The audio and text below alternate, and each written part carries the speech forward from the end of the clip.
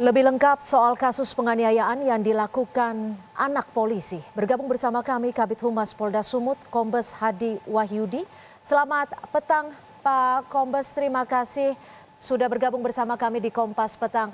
Pak Hadi, bisa diceritakan kepada kami terlebih dahulu apa sebenarnya kronologis yang terjadi dan apa dasar yang menyebabkan penganiayaan terjadi, Pak Hadi? Ya, baik, kami sampaikan kembali dari hasil rilis kemarin yang sudah dilakukan oleh Bapak Irwasda, Dirkrim dan Kabid Propam, bahwa peristiwa ini terjadi berdasarkan laporan polisi yang dibuat oleh saudara Ken Admiral di tanggal 22. Peristiwanya terjadi di tanggal 21 Desember 2022 terkait dengan penganiayaan yang dilakukan oleh saudara Aditya, di mana TKP-nya adalah di depan rumah saudara Aditya atau Bapak AH. Kemudian tanggal 22, Ken Admiral ini membuat laporan di Polrestabes Medan terkait dengan penganiayaan. Dan tanggal 23 Desember, satu hari setelahnya itu, saudara Aditya pun juga membuat laporan polisi terkait dengan penganiayaan juga. Jadi dua-dua ini saling membuat laporan, artinya saling melapor. Kemudian seiring berjalannya waktu, penyidik Polrestabes melakukan langkah-langkah terkait dengan penyelidikan dengan mendatangi TKP, memeriksa saksi-saksi, ada lebih dari 10 orang yang sudah dimintai keterangan. Kemudian mekanisme penyidikan selanjutnya, bahkan penyidik Polrestabes Medan ini pun juga sudah menaikkan status ke tahap penyidikan. Hanya pada saat itu penyidik Polrestabes Medan ini belum memeriksa pelapor atau saksi korban Ken Admiral. Dikarenakan Ken Admiral ini sudah kembali ke Inggris untuk melanjutkan studinya. Kemudian Propam Polda Sumut berdasarkan laporan yang awal dibuat di Polrestabes Medan proaktif karena ada dugaan keterlibatan oknum anggota Polri. Proaktif dengan mencari, menyelidiki, kemudian menggali informasi dari orang tua, dari keluarga, dari rekan-rekan dan saksi-saksi yang lainnya. Kemudian ibu korban, Ibu Elvi ini merasa bahwa proses yang awal dilakukan di Polrestabes Medan itu belum maksimal. Oleh karenanya beliau meminta kepada Polda Sumut untuk menindaklanjuti prosesnya di Polda Sumut. Tanggal berapa itu Pak proses di Polda Sumutnya Pak Hadi? Di bulan Maret. Ya, berdasarkan hasil gelar perkara di Polda Sumut tanggal 24 Maret, penyidik Polda Sumut dengan penyidik Polrestabes Medan itu sepakat bahwa proses atau perkaranya ini ditarik ke Polda Sumatera Utara untuk dilakukan penyidikan di Polda Sumatera Utara. Itu bergulir sampai pada akhirnya penyidik Polda Sumatera Utara ini bisa menghadirkan saudara Ken Admiral di tanggal 23 April kemarin untuk kita mintai keterangan dalam kapasitasnya sebagai saksi korban.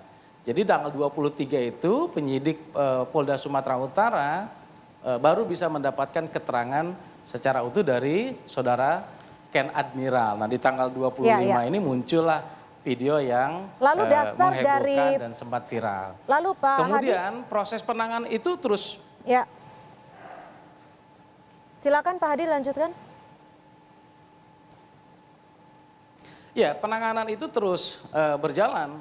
Begitu Bapak Kapolda mengetahui bahwa ada dugaan keterlibatan, beliau langsung memerintahkan copot.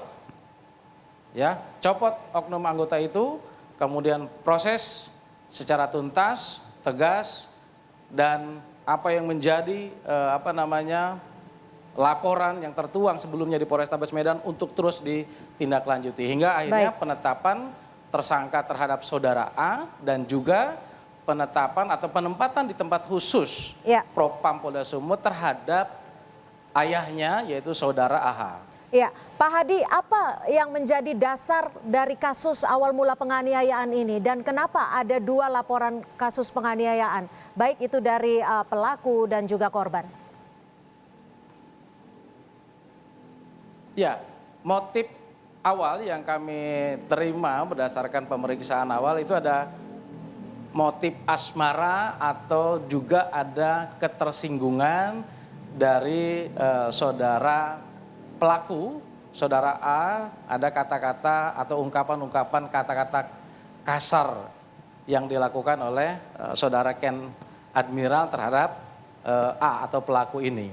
Kemudian yang kedua, terkait 2 laporan yang muncul di tanggal 22 Desember dan 23 Desember.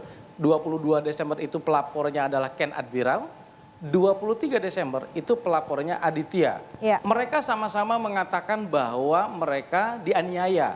Jadi Aditya merasa dianiaya, dipukul di waktu yang sama, tanggal 22 dini hari. Kemudian Ken Admiral pun juga sama seperti yang terlihat dalam rekaman video viral itu. Jadi inilah muncul 2 laporan polisi dengan pengaduan yang sama, tempat yang sama, hanya ceritanya berbeda. Oke. Itulah makanya penyidik Polrestabes Medan itu betul-betul hati-hati mencari alat bukti dan lain segala macamnya untuk memfaktakan 2 laporan polisi ini mana yang benar. Iya, Pak Hadi, lalu mengapa prosesnya terkesan begitu lama ketika sudah ada masuk laporan di bulan Desember, lalu ibu dari korban merasa tidak puas penanganannya dan harus melaporkan ke Polda Sumatera Utara. Apa yang menjadi dasar? Apakah memang setelah beredar di media sosial ini baru mendapatkan perhatian?